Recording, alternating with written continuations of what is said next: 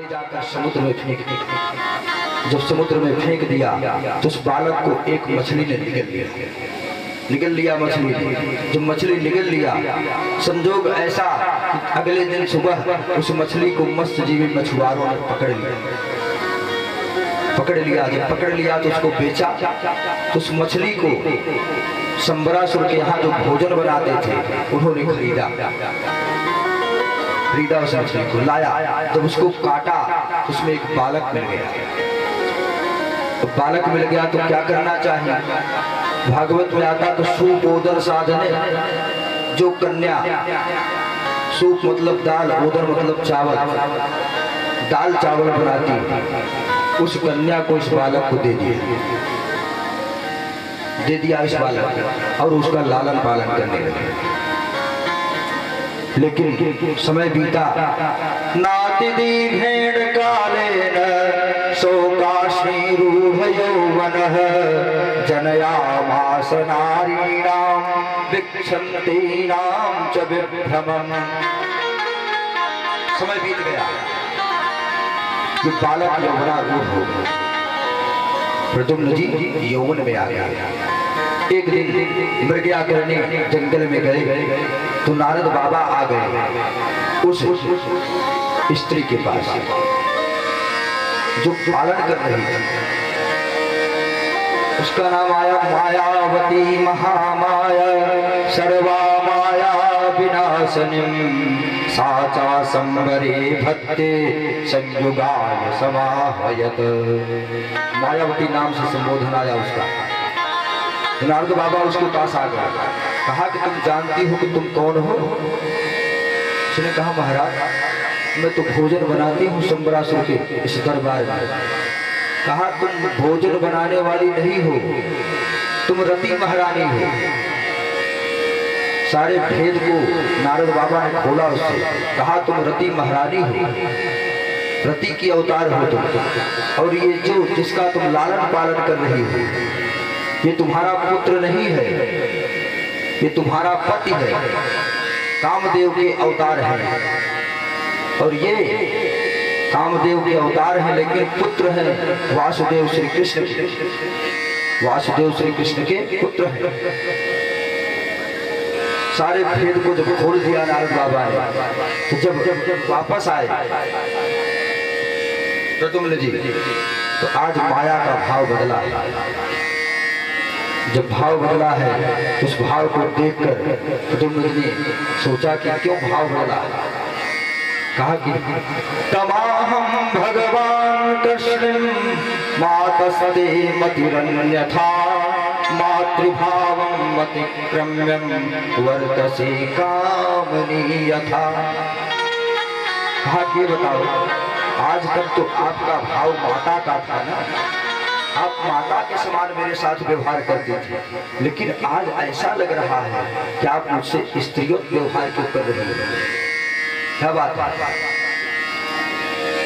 उसने भी जो नारद बाबा ने बताया था कि आप वासुदेव श्री कृष्ण के पुत्र प्रद्युम्न हैं और मैं रति महारानी, आप कामदेव के अवतार हो। जब इस प्रकार से भेद खोल दिया तो प्रद्युम्न जी ने शंबरासुर के ऊपर चढ़ाई कर दिया और उसका वध कर दिया और वापस द्वारिका। जब द्वारिका आ गए तो द्वारिका में प्रद्युम्न जी घूम रहे, तो द्वारिका वासी देखते तो देखने से प्रद्युम्न जी एकदम कृष्ण के रूपाकार के, जैसे कृष्ण वैसे प्रद्युम्न जी दिखते। इस प्रकार से दिख रहे तो लोग विचार करते कृष्ण कहाँ से आ गए, लेकिन फिर विचार करते नहीं, दिखते तो है कृष्ण की तरह लेकिन कृष्ण है नहीं। ऊपर अट्टालिका से रुक्मिणी जी ने निहारा तो तुरंत ही मातृभाव उत्पन्न हो गया रुक्मिणी जी का। कहा अगर मेरा वो पहला पुत्र जो प्रसूतिका गृह से चला गया था, अगर वो कहीं जीवित होगा तो इसी के समान होगा। प्रद्युम्न जी द्वारिका में प्रविष्ट हुए और प्रद्युम्न जी को पाकर गदगद प्रसन्न हुए। द्वारिका में खुशी मनाई गई कि भगवान के पहले पुत्र मिल गए। राधे राधे श्री राधे। कन्हैया मेरी आंखों में ओ तासीर हो जाए,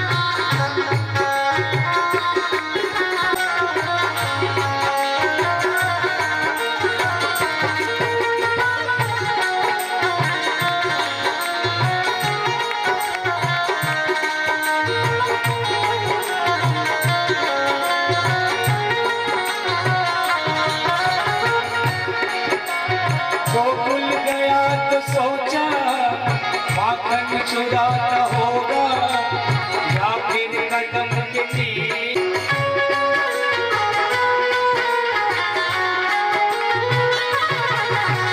तो भूल गया तो सोचा हंसी बजाता होगा या फिर कदम के नीचे हंसी बजाता होगा।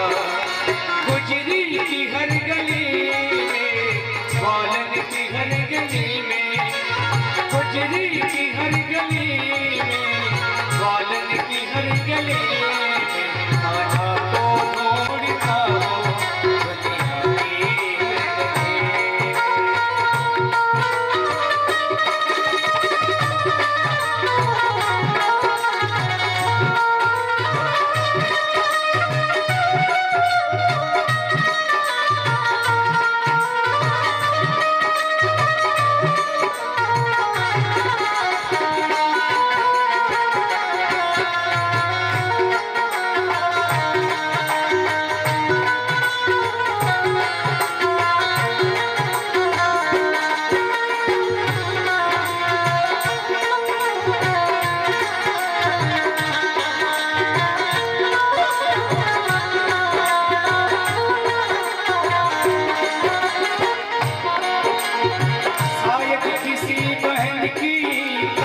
साड़ी बढ़ाता होगा या फिर वो इसका प्यारा अमृत बनाता होगा।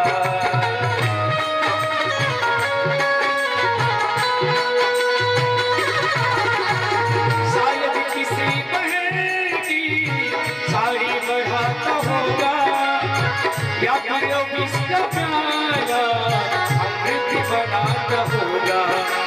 भक्तों की हर गली में, प्रेमी की हर गली में, भक्तों की हर गली में, प्रेमी की हर गली में, आहा को ढूंढता हो दुनिया की हर गली में, आहा को ढूंढता हो दुनिया की हर गली में।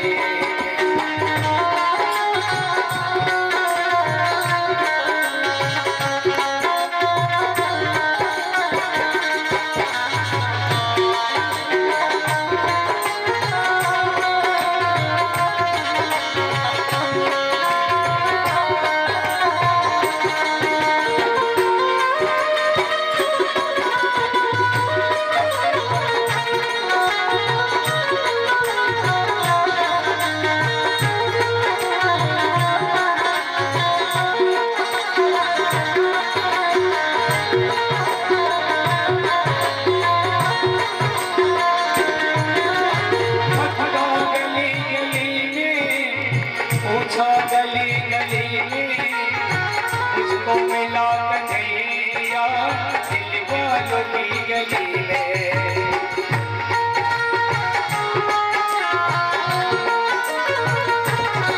सावरा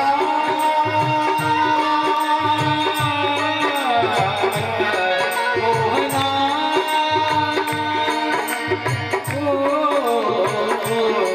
सावरा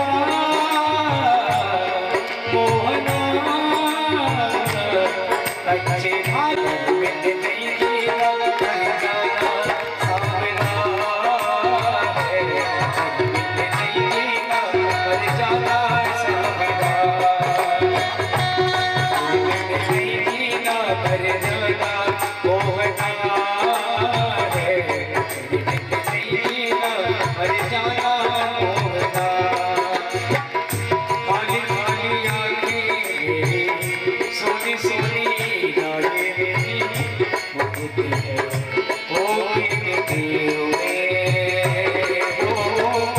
काली काली आंखें मेरी सोनी सोनी बाहें मेरी उठती है हो के दिलों में, मेरे सीने पे चलती है यादों के बंदों के। आएगा देख तो आंसुओं में लबो, अब लहो में जहर तो नहीं बोलना, नहीं जीना मरना।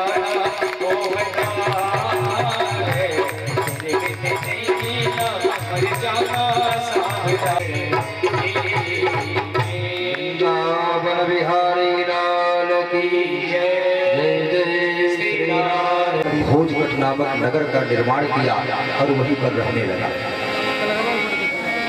और वहीं पर भगवान बारात लेकर आए। तुम चरवाहे गली गली घूम घूम कर केवल गाय चराते रह गए, तुम्हारे पास कुछ है ही नहीं, क्या तुम खेलोगे इसको? खेल। जब इस प्रकार से कहा, बलराम जी का हथियार है हर मूसल, बगल में मूसल पड़ा था, उठाकर मारा एक मूसल। रुक्मी गए राधे राधे। आवाज हुई जोर की, रुक्मिणी जी आ गई, देखा भाई मरा पड़ा है, रोने लगी। और जब रोने लगी तो भगवान भी आ गए। और जब भगवान आ गए तो भगवान कुछ बोलते ही नहीं। निहते रुक्मिणी शाल ना ब्रवीत साधु साधु वह, रुक्मिणी बलयो राजन स्नेह भंग भया धरी। भगवान को हमेशा एक डर सताता रहता है कि कहीं भक्त से मेरा स्नेह भंग ना हो जाए, कहीं स्नेह मेरा भंग ना हो। भगवान ने विचार किया, कभी कह दे कि विवाह का समय था, अगर रुक्मी झूठ बोल ही रहा था तो बलराम जी आपने ऐसा क्यों कर दिया, तो बलराम जी नाराज हो जाएंगे। फिर विचार किया भगवान ने कि अगर अभी कह दे कि रुक्मिणी आप शांत हो जाइए, आपका भाई तो आपके साथ कभी नहीं था, गलत काम कर रहा था, बलराम जी मार ही दिया, तो आप क्यों रो रहे हो? तो रुक्मिणी जी नाराज हो जाएंगे। भगवान को ये डर सताता है कि भक्त से मेरा स्नेह भंग ना हो जाए, इसलिए भगवान कुछ बोले ही नहीं। कहा चलो चलो बारात वापस ले चलो। अनिरुद्ध जी की बहू के साथ द्वारिका बारात आ गई। तो राजा परीक्षित ने प्रश्न किया सुखदेव जी से, हे महाराज, हमने सुना है कि बाणासुर की एक पुत्री है, उसका विवाह भी अनिरुद्ध जी के साथ हुआ था, जरा इस कथा को विस्तार से बताइए महाराज। तो सुखदेव जी कहना प्रारंभ किया कि बाणासुर जो है ये भगवान का परम भक्त है, भगवान शंकर का, और परम भक्त है। भगवान ने इसको अपना गण बना लिया। एक बार बाणासुर वाद्य यंत्र बहुत बढ़िया बजाता है, वाद्य यंत्र जैसे हमारे पांडे जी बजाते हैं तबले पर, ऐसे बाणासुर बहुत बढ़िया वाद्य यंत्र बजाता है। भगवान शंकर के पास एक बार गया तो भगवान शंकर ने कहा, हे बाणासुर, अगर तुम वाद्य यंत्र बजाते तो मैं नृत्य करता। तो बाणासुर ने कहा, कोई बात नहीं महाराज, जब कहिए तब मैं आ जाऊंगा।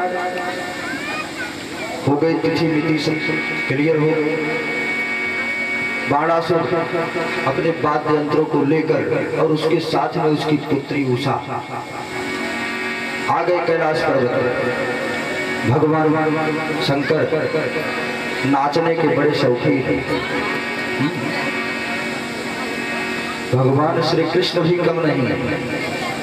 भगवान श्री कृष्ण के लिए आया कि बरहा पीडम नटवर बपुः कर्णयो कर्णिकारं बिभ्रदवासः कनक कपिशं वैजयन्तीं च मालां रन्ध्रान वेणोरधर सुधया पूरयन् गोपवृन्दैः वृन्दारण्यं सपदरमणं प्राविशद गीतकीरतिः। नटवर बपुः, नट वाले नाचने वाले, बपुः मतलब श्रेष्ठ, नाचने वालों में सबसे श्रेष्ठ कौन? श्री कृष्ण। और भगवान शंकर के लिए क्या आया कि नित्यावसाने नटराज राजो ननादि ठक्कां नव पंचवारं उद्धत कामाशनकाद सिद्धिर। भगवान शंकर के लिए आया कि नटराज राजो, नाचने वालों के राजा महाराजा धीराज भगवान शंकर। नाचने के बड़े शौकीन है भगवान शंकर। आ गया पाड़ासुर, अपने वाद्य यंत्र को करीने से लगाकर खड़ा हो गया। नृत्य रुका है किसके लिए? माता पार्वती के लिए। भगवान शंकर नाचते हैं तो अपनी स्त्री के साथ नाचते हैं। अब आजकल अपने से बोले चाल लाएगा हो, दूसरे के साथ नाचा अपने साथ बोल चाल।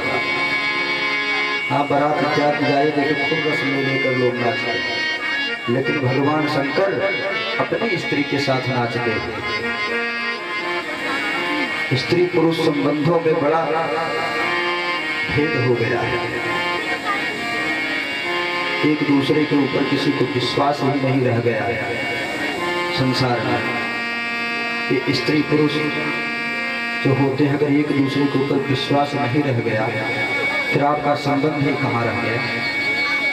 सबसे पहले तो विश्वास ही होना चाहिए। विश्वास ही नहीं रह गया तो फिर क्या मतलब है? स्त्री पुरुष संबंधों में क्या है जानते कैसे? एक स्त्री पुरुष का जोड़ा किसी शहर में रहता था। एक बार जो पुरुष था अपने काम में गया था ऑफिस में, तो जब शाम को छुट्टी होने लगी तो उसके मित्र लोग देखा बड़े फल मिठाई खरीद रहे। उसने पूछा, अरे आप लोग इतना फल मिठाई क्यों खरीद रहे? तो मित्र ने उसने कहा कि आपको नहीं पता है आज करवा चौथ है। करवा चौथ? बोले अच्छा करवा चौथ है तो क्या हुआ? बोले हम लोगों की स्त्रियां व्रत हैं उनके लिए लेकर जा रहे हैं। बोले ठीक। उसने विचार किया हो सकता है मेरी स्त्री ने मुझसे नहीं कहा, भूल गई होगी, मैं भी लेता चलता। ले लिया, लेकर आया। जब घर पर आया तो उसकी स्त्री ने देखा, कहा बहुत फल मीठा ले आया। स्त्री ने कहा इतना फल मीठा क्यों लेकर आए हो, क्या कारण है? तो उसने कहा आज करवा चौथ है, तुम व्रत होगी इसलिए मैं लाया। उसने कहा मैं व्रत नहीं हूँ। उसने कहा ये बताओ पति ने कि क्यों व्रत नहीं है, क्या कारण? आप तो व्रत रहती थी ना? बोले रहती थी, मायके गई थी ना इस बार, वहाँ एक पंडित जी मिले। उन्होंने कहा कि इस व्रत को वही स्त्रियां रहती हैं जिनको इस जन्म का पति अगले जन्म में भी मिले, इसलिए व्रत रहा जाता है। तो पंडित जी ने कहा तो हमने विचार किया कि इस जन्म तो आपके साथ कैसे बिता ही रही हूँ और अगला 7 जन्म कैसे बिताऊंगा। ये स्त्री पुरुष का संबंध ऐसे ही हो गया है। तो इस प्रकार से कहा तो, लेकिन भगवान शंकर नृत्य करते हैं तो अपनी स्त्री के साथ। उषा भी खड़ी है बगल में बाणासुर के। माता पार्वती आ गई, दोनों के नेत्र जब लड़े, उषा के मन में भाव चल रहा कि नृत्य अनायास ही रुकी है। अरे भगवान शंकर नाचते, मैं उनके साथ नाचा। इतना भाव आया तो माता पार्वती ने उसके नेत्रों में देखा तो उसके भाव को जान गई और तुरंत ही मन में कहा कि तुम मेरे पति के साथ नाचेगी, जा जा तो अपने कुल में कलंक लगाएगा। श्राप दे दिया माता पार्वती। नृत्य प्रारंभ हुआ, भगवान शंकर नाचने लगे और बाणासुर वाद्य बजाने लगे। नृत्य पूर्ण हुआ। जब नृत्य पूर्ण हुआ तो भगवान शंकर ने बाणासुर से कहा कि कुछ मांग लो। ये भगवान शंकर की परंपरा है कि नाचने वाले बजाने वाले को इनाम देते हैं। भगवान शंकर ने कहा कि मैं तुमसे गदगद प्रसन्न हूँ बाणासुर, मांग लो कुछ। तो बाणासुर ने कहा हे महाराज, मैं आपसे यही मांगता हूँ कि आज तक संसार में मेरे समान कोई वीर नहीं मिला। अगर आपकी कृपा हो जाती तो कोई ऐसा वीर मिल जाता जिससे 2-2 हाथ हो जाता। भगवान शंकर ने कहा जाओ मेरे ही सामने, ये तुम्हारा दर्प अहंकार नष्ट हो जाएगा, मैं भी कुछ नहीं कर पाऊंगा। पिता और पुत्री दोनों को श्राप आ गए। बाणासुर निवास करता उषा की एक सहेली है जो बाणासुर का मंत्री है पुष्पांग, उसकी पुत्री चित्रलेखा, उसका नाम चित्रलेखा है। जथा नामो तथा गुण, जैसा नाम है वैसे ही चित्रकारिता में भी महारत हासिल है उसको। चित्र का लेखन बहुत बढ़िया करती है। उषा एक बार अपने महल में बैठी, अनमनस्सी बैठी है, चित्रलेखा आ गई। कहा क्या हुआ तुमको, कोई तकलीफ है? उषा ने कहा आज रात्रि में मैंने स्वप्न देख लिया, स्वप्न देखा और स्वप्न में एक पुरुष को देखा। कहा पुरुष को देखा तो कोई बात नहीं, मैं चित्र बनाती हूँ और बताओ कौन पुरुष है, मैं अपनी मंत्र शक्ति से उसको खींच के लाकर तुम्हारे इस महल में स्थित कर दूंगी। चित्रलेखा ने कहा। जब इस प्रकार से चित्रलेखा ने कहा, चित्र बनाने लगी चित्रलेखा। देवताओं का बनाया, सबको मना कर दिया। यक्षों का बनाया, मना कर दिया। किन्नरों का बनाया, मना कर दिया। मृत्युलोक के अनेक राजाओं का बनाया, सबका मना कर दिया। जब द्वारिका वासी का बनाने लगी, कृष्ण का बनाया, बलराम का बनाया, जब प्रद्युम्न का बनाया, प्रद्युम्नम वीक्ष लज्जितः, प्रद्युम्न को देखकर उषा थोड़ा लज्जित हुई, लेकिन कहा ये भी नहीं है। जब अनिरुद्ध का चित्र बनाया, कहा बस बस यही है, यही है, यही है। कहा ये तो द्वारिका वासी है, वासुदेव श्री कृष्ण का पौत्र है। कहा चाहे जो हो, इसी को रात के स्वप्न में मैंने देखा था। तो चित्रलेखा ने अनिरुद्ध को अपने मंत्र शक्ति से खींचकर लाकर रात्रि में ही उषा के महल में स्थित कर दिया। और इधर उषा के महल में अनिरुद्ध साथ में निवास करते। तो पहले महल में पुरुष लोगों को जाना वर्जित था, संड लोग कार्य किया करते थे। जो संत का मुखिया है, उसने उषा के हाव भाव से ये जान लिया कि इसके महल में कोई पुरुष निवास करता है। जान गया, आया राजा के पास, बाणासुर के पास। कहा महाराज आपके पुत्री के लक्षण से लगता है कि उसके महल में कोई पुरुष निवास करता है। तो बाणासुर ने अपनी सेना लेकर अपने ही महल को घेर लिया और घेरा देखा तो अनिरुद्ध मिल गए। इनको पकड़कर कारागार में डाल दिया। नारद बाबा के द्वारा जब भगवान को पता चला तो भगवान बलराम, प्रद्युम्न ये सब मिलकर सेना को इकट्ठा करके द्वारिका के हमला बोल दिया बाणासुर के शोणितपुर नगर पर। जब शोणितपुर नगर पर हमला किया, आ गए सब, तो भगवान श्री कृष्ण, भगवान शंकर भी आ गए, बाणासुर की तरफ से युद्ध लड़े। भगवान श्री कृष्ण से भगवान शंकर युद्ध करने लगे, बलराम से गणेश भगवान युद्ध करने लगे। सब एक दूसरे से युद्ध करने लगे। बलराम जी का हथियार है हल। गणेश भगवान ने अपने दांत से बलराम के सीने को चीरना प्रारंभ किया। रक्त का फवारा निकलने लगा बलराम जी के वक्षस्थल से।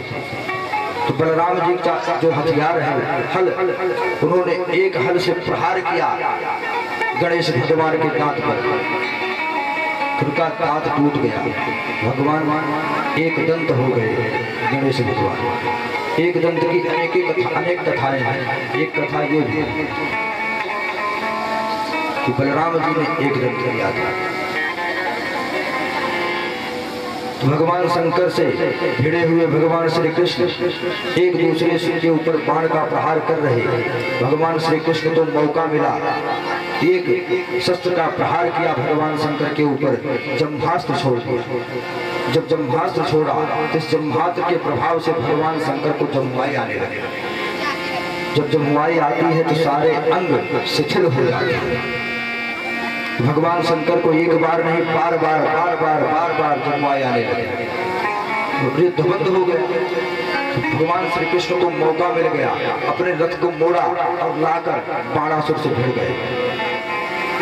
भगवान श्री कृष्ण बाणासुर के रथ के घोड़ों को काटकर बाहर कर दिया, पताका को काट दिया, सब और सोचे कि मारे अभी तलवार से इसका सिर कट जाए, लेकिन उसकी माता कोटरा अट्टालिका से निहार रही इस युद्ध को। तुरंत ही देखा कि अब श्री कृष्ण हमारे पुत्र का वध कर देंगे। उसने अपने सारे वस्त्रों को खोलकर फेंक दिया और निर्वस्त्र होकर आकर विराजमान हो गई युद्ध क्षेत्र में। और जब ये युद्ध क्षेत्र में कोटरा आ गई तो भगवान युद्ध क्षेत्र में मुंह दूसरी तरफ करके खड़े हो गए। ये संदेश क्या मिल रहा? स्त्रियों को अपने अंगों को हमेशा ढक कर रखना चाहिए, और अगर मान लीजिए गलती से उनके अंग खुल भी गए तो पुरुषों का क्या कर्तव्य है? उनके अंगों की तरफ आप न देखें, ये पुरुषों का कर्तव्य है। भगवान संदेश दे रहा है, लेकिन कामी पुरुष रस ले लेकर देखते हैं। इतनी कुरीतियां प्राप्त हैं संसार में। सफर कर रहे अगर आप बस में बैठे हैं, अगर कोई स्त्री बैठी है और जगह खाली है तो आप उसमें तुरंत पुरुष लोग दौड़कर उसी सीट पर बैठते हैं, उसी सीट पर बैठते हैं। विदेशों में चले जाइए तो आपको समझ में आ जाएगा कि वहाँ के लोग कैसे जीते हैं।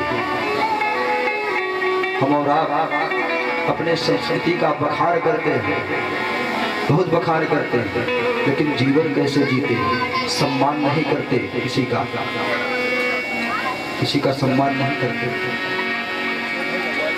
अगर विदेशों में आप जाइए तो हम लोग ब्राह्मण लोग पंडित लोग हैं ना, इस ड्रेस को कोई देखता है तो बहुत सम्मान करते हैं। अगर बस इत्यादि है, उस बस पर अगर हम बैठे हैं, कोई स्त्री बगल में आकर नहीं बैठती, स्त्री बगल में नहीं बैठती। क्यों? क्योंकि हम संन्यास जीवन जी रहे हैं। स्त्री हमेशा दूरी बनाकर बैठेगी, और अगर हम लोग मान लीजिए चढ़ गए और स्त्री बैठी है, जगह खाली है, तो हम भी नहीं बैठेंगे। लेकिन यहाँ हमारे आपके यहाँ रस नहीं लेकर लोग बैठते हैं। अगर एक बार गलती से कोई हंसकर बोल दे, बस उनको लगता है कि स्त्री पूर्ण रूप से आसक्त है, किसी काम के कारण ही बोल दे, उनको ये लगता है कि पूर्ण रूप से आसक्त है। कामी पुरुषों का स्वभाव है। लेकिन भगवान क्या करता? युद्ध क्षेत्र में खड़ा है, युद्ध क्षेत्र में युद्ध कर रहा, लेकिन माता कोटरा निर्वस्त्र खड़ी है, भगवान दूसरी तरफ मुंह करके खड़ा है, नहीं देखता उसकी तरफ, कभी नहीं देखना चाहिए। इतने में बाणासुर दौड़कर भाग कर गया, अपने वस्त्रों को ठीक किया, दूसरे रथ को लेकर आ गया। माता कोटरा ने अपने वस्त्रों को ठीक किया, वापस चली गई। जब आ गया, भगवान शंकर की जम्हाई टूट गई। आ गए भगवान शंकर, कहा रुक जाओ, बस बस रुको, हे कृष्ण रुक जाओ, इसका तर्क, इसका अभिमान नष्ट हो गया। भगवान शंकर बाणासुर जो भक्त है उसके लिए युद्ध करने चले आए, तो रावण भी तो भगवान का बड़ा भक्त था, क्या उसके लिए भी आए?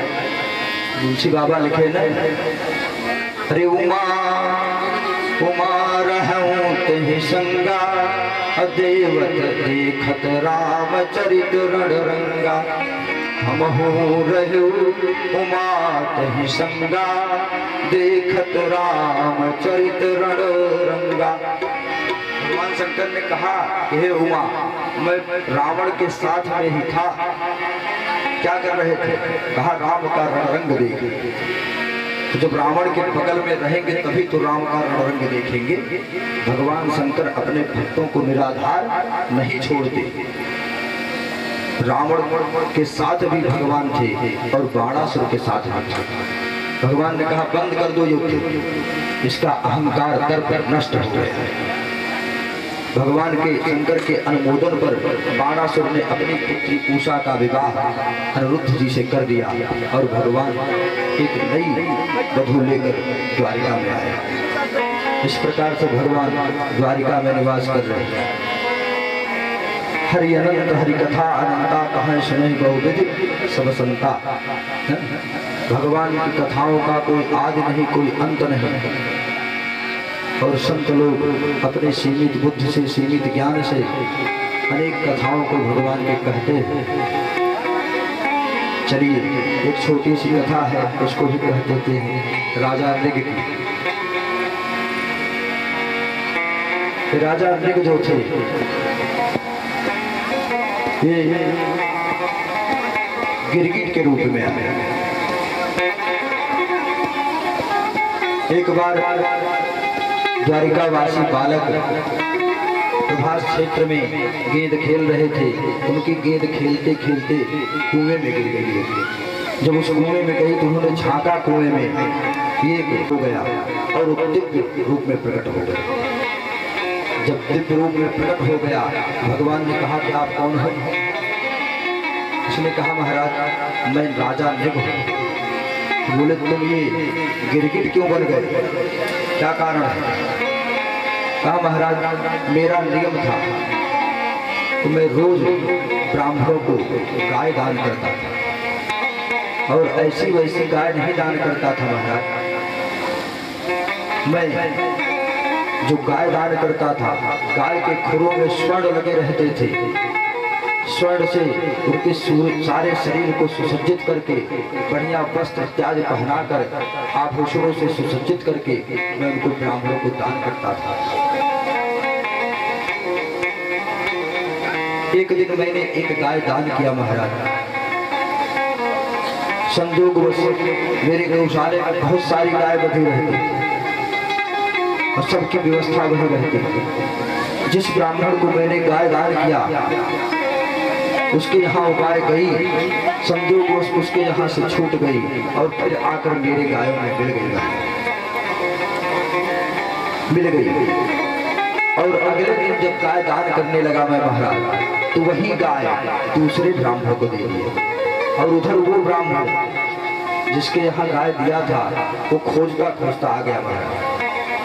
जब आ गया तो दोनों ब्राह्मण रास्ते में मिल गए। उसने कहा अरे मेरी गाय कहाँ लेते चले जा रहे हैं? जब इस प्रकार से कहा उस ब्राह्मण से, उसने कहा अरे अभी अभी राजा ने मुझको दान किया है और तुम कह रहे हो तुम्हारी गाय है। तो इस प्रकार से कहा कि इसका फैसला तो राजा ही करेगा, चलो राजा के पास। तो जब राजा के पास लेकर पहुंचे तो राजा के पास प्रश्न हुआ। राजा से वो पहला ब्राह्मण कह रहा कि महाराज आपने मुझको गाय दान किया और वही गाय दूसरे ब्राह्मण को दान कर दिया, ऐसा क्यों किया? राजा उससे कहता है महाराज इस एक गाय के बदले आप 100 गाय ले लो, लेकिन इसको भूल जाओ। लेकिन वो ब्राह्मण कहता नहीं, मैं अपनी वही गाय लूंगा जो आपने कल दान किया था। दूसरे ब्राह्मण से राजा प्रार्थना करता, राजा ने हे ब्राह्मण देवता आपसे मैं प्रार्थना करता हूँ कि आप जो है उस गाय को छोड़ दो, आप ले लो 1000 गाय ले लो महाराज। लेकिन दोनों ब्राह्मण मानते हैं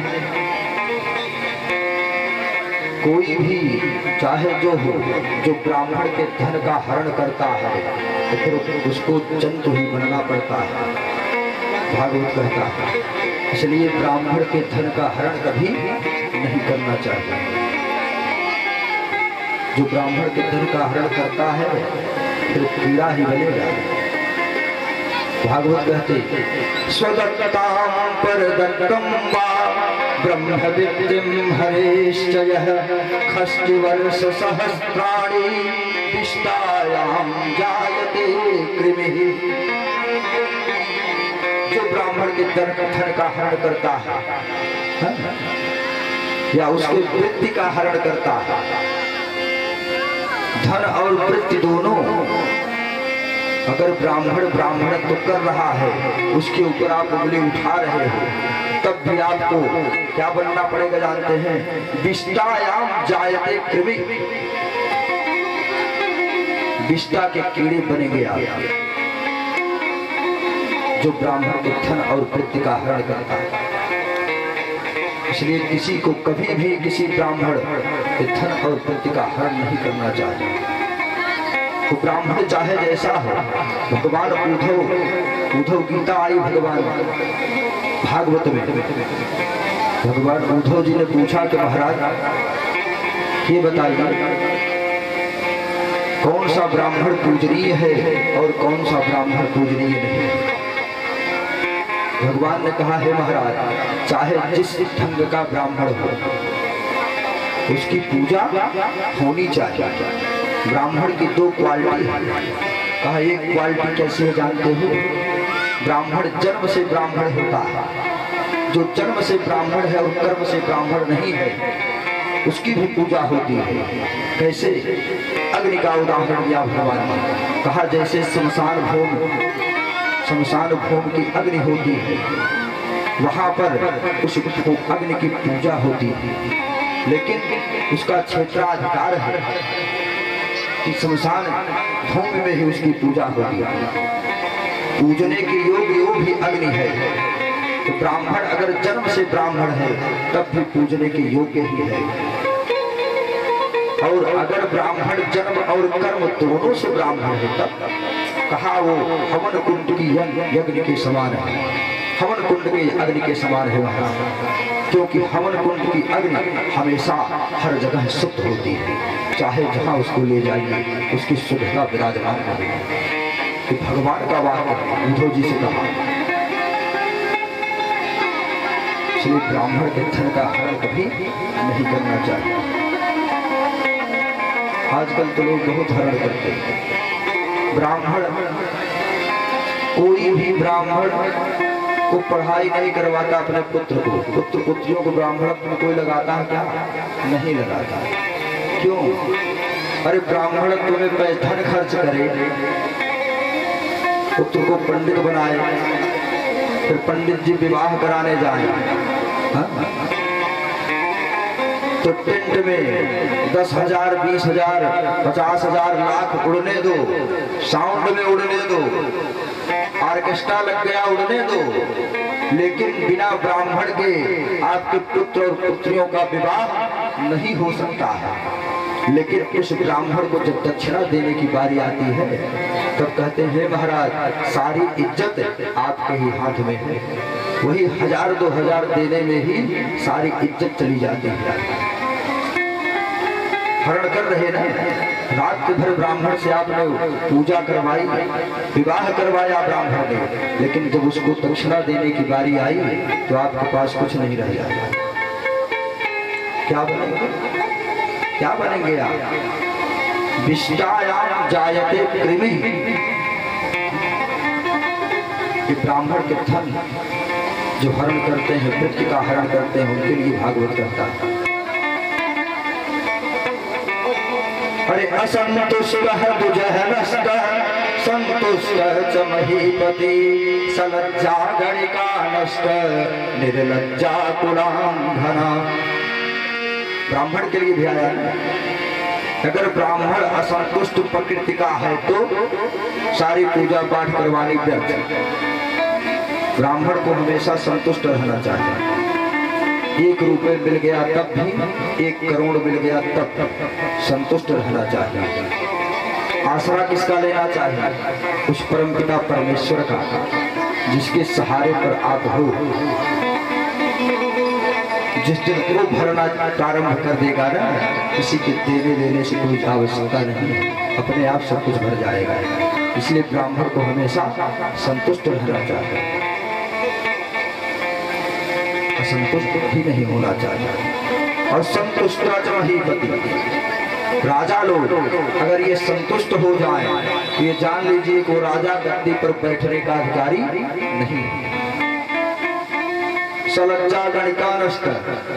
बेस्याएं अगर लज्जावान हो जाए फिर उनका धंधा तो बंद, घूंघट काट के बैठ जाएगा।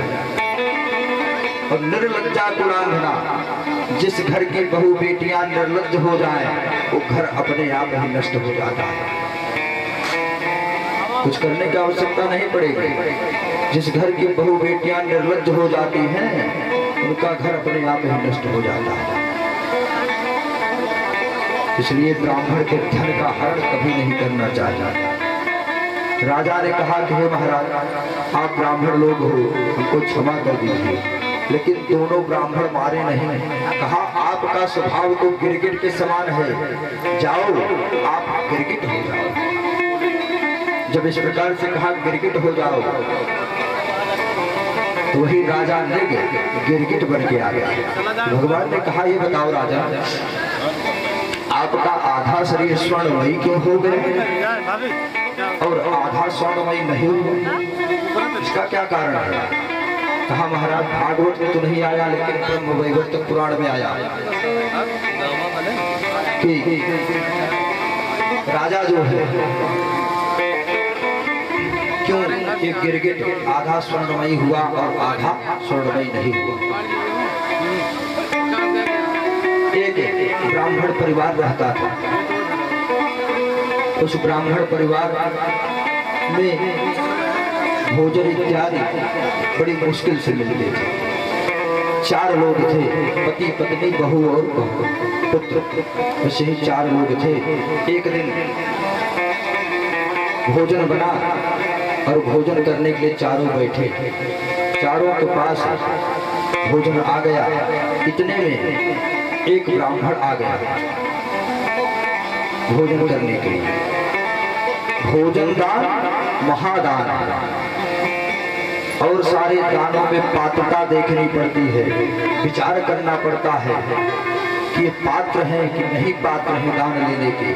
लेकिन भोजन आप चांडाल से लेकर कुत्तों तक को भी करवा सकते हैं। भोजन दान का बड़ा महत्व है, भोजन दान का बड़ा महत्व है, और सबसे बड़ा पुण्य भी भोजन दान में ही होता है। ऐसे एक ब्राह्मण देवता निवास करते थे घर में, बड़ी गरीबी थी उनको, लेकिन उनके पास पूजा पाठ व्रत उपवास करके इतना पुण्य संचित किया था, पुण्य बहुत था उनके पास। एक दिन उनके पास सूचना आई, एक सेठ जी हैं जो पुण्य को खरीदते हैं और उसके बदले में कुछ धन देते हैं। उनकी स्त्री ने जाना तो अपने पतिदेव से कहा कि हे महाराज, आप एक काम करो, सेठ जी के पास चले जाओ और इतना पुण्य आप करते हो, कुछ पुण्य दान कर दो उनको, और दान करके कुछ धन ले आओ जिससे हमारी जीविका चले। जब इस प्रकार से कहा ब्राह्मण देवता चले, उसने कुछ रोटी इत्यादि बनाकर उनको दे दिया, लेकर चले ब्राह्मण देवता। पहुंचे, जब सेठ के नगर के किनारे पहुंचे तो भूख लग गई थी, दोपहरिया का समय था। सोचे कि ये भोजन प्रसाद है पालूं तब चलूं। बैठ गए, जल की व्यवस्था किया, बैठ गए भोजन लेकर। जैसे ही भोजन की पोटली को खोला, वैसे ही एक कुतिया आकर उनके सामने विराजमान हो गई। जब विराजमान हो गई तो देखा उस कुतिया को, ऐसा लग रहा था जैसे वो बच्चा जनी हुई, और उनको बड़ी दया दृष्टि से देख रही हो कुतिया। उन्होंने एक रोटी उठाकर उस कुतिया को दे दिया। कुतिया ने जल्दी जल्दी खा लिया उस रोटी को। फिर देखने लगे, ब्राह्मण देवता ने 3 रोटी बनाकर उनकी पत्नी दिया था, तीनों की तीनों रोटी कुतिया को खिला दिया। कुछ बचा तो है नहीं, जल पीकर उठाए अपनी झोली और सेठ जी के पास आ गए। जब सेठ जी के पास पहुंचे तो तुरंत ही सेठ जी के नौकर से कहा, महाराज उनसे कह दो एक ब्राह्मण देवता आए हैं पुण्य बेचने, और वो पुण्य को खरीद ले और उसके बदले में कुछ दान दे दे। तो सेठ ने कहलवाया कि उनसे कह दो कभी थोड़ी देर रुके, मैं अभी थोड़ी देर बाद आऊंगा। रुक गए ब्राह्मण देवता, बैठाया उनके बैठे। सेठ उठे, अपनी पत्नी के पास जाकर पहुंच गए। उनकी पत्नी ये देखती थी कि इसके पास कौन सा पुण्य सबसे अच्छा पुण्य है, उसी पुण्य का दान लेती थी। उसको इसका ज्ञान था पत्नी को। गए अपनी पत्नी के पास, पूछा पत्नी से। पत्नी ने कहा जो ब्राह्मण देवता आए हैं उनसे कह दो कि अभी अभी जो पुण्य करके आए हैं थोड़ी देर पहले ही उसी पुण्य का दान करें। जब इस प्रकार से कहा तो सेठ जी आ गए, ब्राह्मण देवता को बुलवाया। कहा महाराज आप उसी पुण्य को हमको दीजिए जो अभी अभी करके आप आ रहे हैं। तो ब्राह्मण देवता ने विचार किया कौन सा पुण्य मैं करके आना। कहा इस पुण्य में ऐसा क्या है, हमारे पास तो बहुत सारे पुण्य हैं, उस पुण्य को ले लो। हमने तो कुतिया को केवल रोटी खिलाई है, ये कौन सा बड़ा पुण्य है। तो सेठ ने कहा नहीं, उसी पुण्य को दान करो। ब्राह्मण देवता ने कहा क्यों उस पुण्य के पीछे पड़े हो, तो छोटा मोटा है, कोई बड़ा मांग लो। इसलिए कह रहे हैं बड़ा मांग लो, सोच रहे कि छोटा पुण्य है, कम दक्षिणा देगा, कम देगा। सेठ ने कहा वही चाहिए। तो ब्राह्मण देवता के माथा ठनका, कहा करे इसका मतलब इस पुण्य, ये पुण्य जो मैं करके आया हूँ ये सारे पुण्यों से ज्यादा प्रभावशाली है। उसने कहा कि मैं इस पुण्य को दान ही नहीं करूंगा। वापस चल दिए ब्राह्मण देवता, तो वापस चल दिए, घर जाना है, कुछ लेकर जाएंगे नहीं तो ब्राह्मणी नाराज होगी। तो जिस जगह पर उस कुतिया ने उस रोटी को टुकड़े को खाया था, उस जगह पर कुछ कंकड़ पत्थर इत्यादि पड़े थे। उस कंकड़ पत्थर को उठाकर ब्राह्मण देवता अपनी पोटली में रख लिया। जब पोटली में रख लिया, उस पोटली को लेकर आए, खूंटी में टांग दिया और बाहर चले गए। तो स्त्रियों का स्वभाव होता है, अगर उनके पति बाहर से आते हैं तो उनके जेबे तक को टटोल लेती। तो ब्राह्मणी भी कौतूहल में है, तुरंत ही आई, ब्राह्मण देवता की पोटली को लिया और जैसे ही खोला तो कंकड़ पत्थर नहीं, हीरे जवाहरात बने पड़े थे। हीरे जवाहरात बने थे। सोचिए केवल रोटी के टुकड़े को खिलाने से कितना बड़ा पुण्य हो गया। अन्नदान महादान।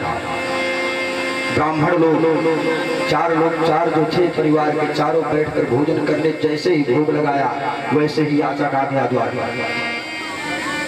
जब मांगने लगा कि कुछ हो तो खाने पीने दीजिए, तो ब्राह्मण जो थे मुखिया उठे, अपनी थाली उठाकर उसको दे दिया। खाया, कहा महाराज अभी भूख शांत नहीं हुई।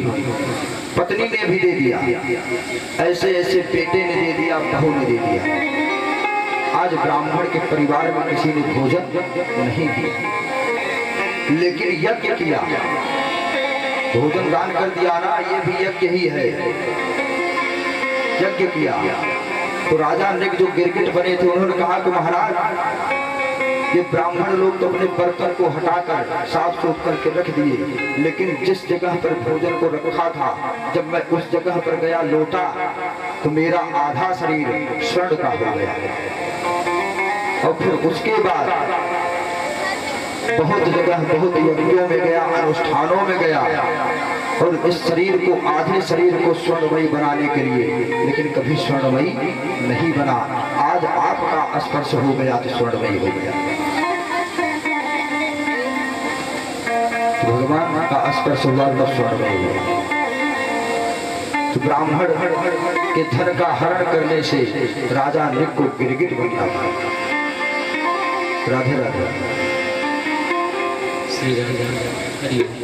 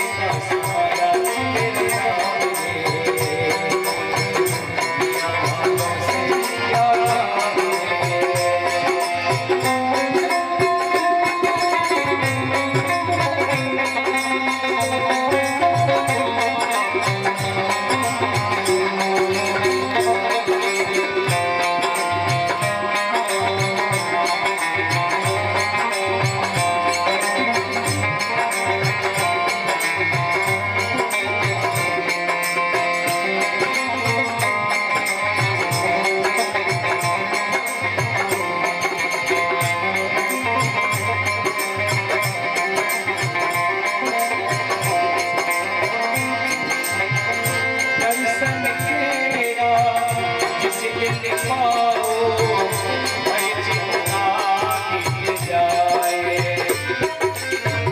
दर्शन तेरा मिल पाओ मैं चिंता मिट जाए मन तेरा इन चरणों में दैविक ज्योति जगाए ओ मुझे याद तेरो नाम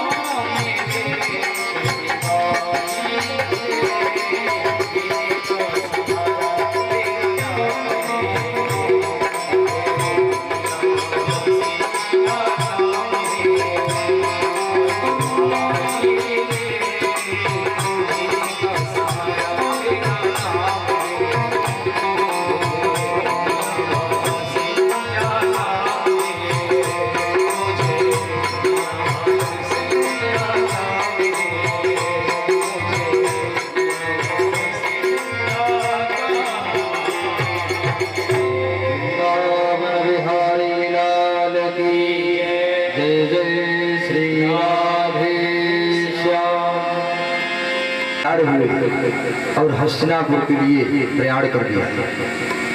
तो भगवान हस्तिनापुर में आ गए। तो हस्तिनापुर में आए तो युधिष्ठिर ने यज्ञ प्रारंभ किया है। उसी यज्ञ के निमित्त भगवान आए।